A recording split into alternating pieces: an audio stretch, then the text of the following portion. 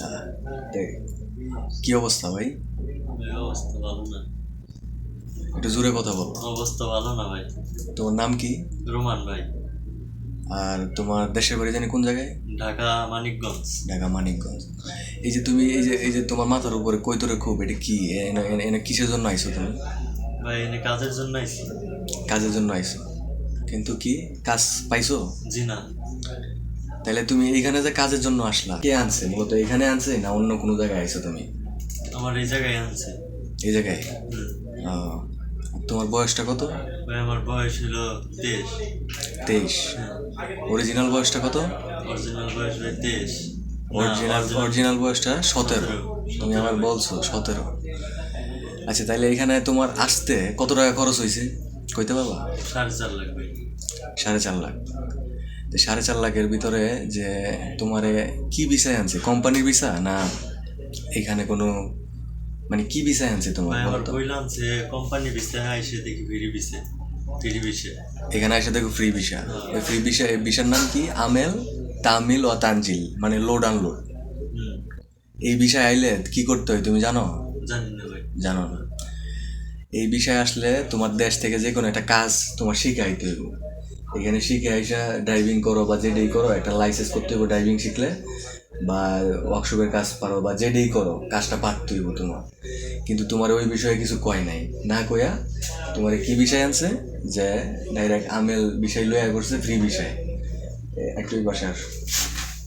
আচ্ছা, তুমি যে ফ্রি বিষয় আইছো, ফ্রি বিষয়ে বাৎসরিক চার্জ কত তুমি জানো? বাৎসরিক ট্যাক্স কত দিতে হয় সরকারে, এখানকার হুকুমতরে? জানি না ভাই। জানো না?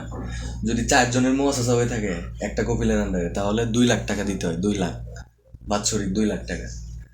আর যদি 4 জনের বেশি হয়ে থাকে মুয়াসাসাতে, তাহলে 3.5 লাখ টাকার উপরে আসে, প্রায় 10,000 টাকার মতো তোমার বাৎসরিক চার্জ আছে একজনের। তো তুমি যে এই কাজটা কি কাজ করে দিবা, ওইটা কি তোমার যে দালালে আনছে ওই কি তোমার চিন্তা করছে? বলো তো, চিন্তা করছে তোমার? এই যে তুমি যে কত ছোট একটা মানুষ, 17 বছর একটা মানুষ, তোমার 23 বছর বয়স। আচ্ছা, আইসো ভালো কথা। তুমি যদি একটা কোম্পানিতে আসতা তাহলে তোমার কি উপকার হইতো? আজকে কয়দিন হয়েছে তোমার? 2 মাস। 2 মাস না? হ্যাঁ। তো 2 মাসে তুমি কয় টাকা ইনকাম করছো বলো তো? কয় টাকা ইনকাম করছো? 1 টাকা ইনকাম করতে পারছো? করতে পারো না। যদি কোম্পানিতে আসতা তুমি, তাহলে একটা ক্লিনিং এর কাজ বা যে কোনো একটা, মনে হয় নাদাফা, বিভিন্ন মাদ্রাসায় কাজ আছে, ওইসব কাজে যদি আনতো তোমারে, তাহলে তুমি বাড়িতে কয়েকটা টাকা পাঠাইতে পারতো। কিন্তু এই বিষয় যে আনছে তোমারে, কোনো লাভ নেই। তারপর কি? এই যে তুমি যে এইখানে আইছো, এইখানে তোমারে আকামা ছাড়া তোমারে কাজ দিতেছে না। এইখানে কাজ করতে হইলে তোমার কমসে কম 3 মাসের আকামা লাগে, ঠিক না? হুম। তোমার কি বলছে যে আনছে, তোমার কি বললো বলো তো? আমার বলছে কোম্পানি বিষয়। না, এইখানে যে আইছো, এখানে কাজের লেগে আইছো, এই যে এইখানে। এনে কাজ ভাই লাগবে আকামা। হুম। 6 মাসের আকামা লাগবে। আমার আকামার মেয়াদ আছে 1 মাস। হ্যাঁ। এনে কাজ হইব না ভাই। এখন তোমার যে আনছিল উনি কি বলে যে আকামা করে দিবে না? বলছি এখন দেখি কি হয়। আচ্ছা, উনি বলছে করে দিবে। এই যে দেখেন, এই লোকটা আমি নিয়ে আসলাম সন্ধ্যার সময় এখানে এখানে কাজ করবে বলে, ওই পোর্টে কাজ, এই জেদ্দা পোর্টে, সাগর পাড়ে। তো কথা হইলো যে এখানে যে নিয়ে আসলাম ওরে, এখানে ব্যাগ ট্যাগ সব গুছায় নিয়ে আসলো কাজের জন্য। এখানে কাজ করবে, বাড়িতে কয়টা টাকা পাঠাবে। কিন্তু ওরে যে আনছে, মূলত ও চাইতেছিল যে ওরে কোনো কোম্পানিতে ট্রান্সফার করে দিয়া, মানে ওর আকামার টাকা পয়সা দেওয়া লাগবো না, কিচ্ছু করা লাগবো না, মানে ওইরকম একটা প্ল্যানিং। কিন্তু এখানে আসার পরে, ওটা তো পোর্টের কাজ তো, এখানে কমসে কম ওর যে আকামাটা, ওটা হচ্ছে 3 মাসের আকামা, ওটা পাসপোর্টের আকামাটা হয়। আর ওর আকামা লাগবে 6 মাসের বা 3 মাসের, যে অরিজিনাল এই দেশের ট্যাক্স দিয়ে আকামাটা হয়, ওইটা চাইতেছে ওই জেদ্দার পোর্টের এরা। কিন্তু এখন রাত আনুমানিক 1টা বাজে।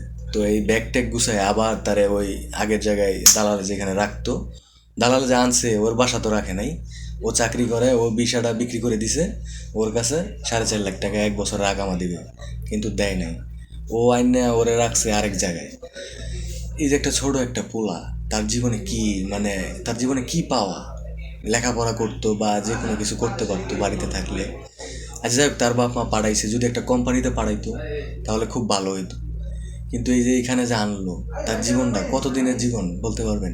সে কতটুক মানে কষ্ট সে ভিতরে সহ্য করতে পারবে? কতটুক আপনার কি মনে হয় বলেন তো একটু শুনি। 17 বছর বয়স, 17 বছর। আমার ছোট ভাইয়ের বয়স 17। ওরেও আমি এখন বিদেশ আনি না, কারণ ও আমার কাছে আইলেও হয়তো কষ্ট পাবে। এখানে যে পরিবেশ পরিস্থিতি যেটাই বলেন, কাজ বলেন, যেটাই বলেন, খুব কষ্টকর, খুব কষ্টকর। ওর বাপ মার সাথে আমি কথা বলছি সন্ধ্যার সময়, ওর এই অবস্থা দেখা। ওর বাপ মা বললো কি যে কোনো টেনশন করো না, তোমার টাকা লাগলে আমরা 100-150-200 টাকা দিব, তুমি মানে নিশ্চিন্তে থাইকো, কাজ করো, একটু পরিশ্রম করার চেষ্টা করো, নিজে কিছু করতে হইব, এই কথাটা বলছে ওরা। তা আমি তখন চিন্তা করলাম যে আপনারা, মনে মনে চিন্তা করলাম, ওদেরকে আর বলি নাই, মনে মনে চিন্তা করলাম যে আপনারা দুইজন যে এখন নিশ্চিন্তায় ঘুমাবেন, আপনার ছেলেটা এই যে রাত্রে 1টা বাজে, সন্ধ্যার সময় আপনারা ঘুমাই গেছেন, এখন 12টা বাজে, ওইখানে প্রায় 3টা 3:30 হবে, 1টা বাজে আমার এখানে। তাহলে ওরা তো ঘুমাইতেছে, কিন্তু ওরে ওরে কি করলো দেখেন, ওরে কত কষ্টের মধ্যে রাখছে। এখন আবার এখান থেকে ওরে ওর যে দালালের যেখানে রাখতো ওইখানে নিয়ে যাইতে হবে।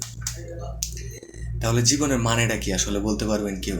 হ্যাঁ, তুমি কিছু বলো যে এই টাকা দিয়ে আসলা, তোমার কিরকম লাগে, মানে অনুভূতিটা একটু বলো তো শুনি। ভাই মনে হচ্ছে আমার মুখ থেকে এখন কিছু বের হবে না।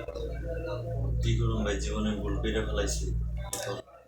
এখানে সব কিছুই দাম। ও সন্ধ্যার সময় আমার নিয়ে গেল এই এই টেলিফোন, মানে ওর টেলিফোনে এমবি ভরার জন্য। তো 50 রিয়াল, 50 রিয়াল দিয়ে এমবি বললো। 50 রিয়াল কত, প্রায় 1600 টাকা। 1600 টাকা, 1650, 1650 টাকা।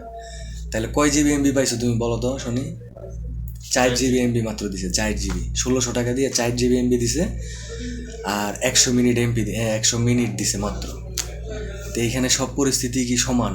সবার জন্য সমান না। যার টাকা আছে সে এখানকার বাদশা, আর যার টাকা নাই সে এখানকার মানে পরিস্থিতি সব দিক দিয়ে খারাপ। মানে আমার পরিস্থিতি ঠিক সেম, বুঝতে পারছেন?